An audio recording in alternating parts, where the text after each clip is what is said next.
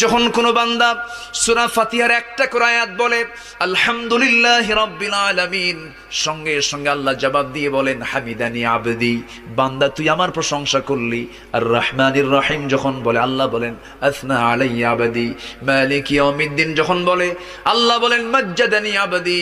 এরপরে যখন বলে ইয়াকা না'বুদু ওয়া ইয়াকা নাস্তাঈন পর্যন্ত যখন বলে আল্লাহ বলেন বান্দারে তুই আমার কাছে কি চাস, প্রাণ খুলে চারে বান্দা।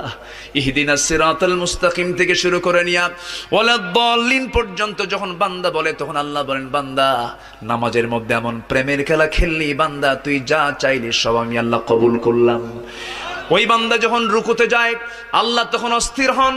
ওই বান্দা যখন সিজদায় যাওয়ার জন্য প্রস্তুতি নাই, সমস্ত ফেরেশতাকে ডাক দিয়ে বলেন ও ফেরেশতারা, এই বান্দাগুলো আমাকে দেখলো না, রাসূলকে দেখলো না, কোরআনকে দেখে হাদিসকে বিশ্বাস করে আমাকে খুশি করার জন্য তার সবচেয়ে সম্মানজনক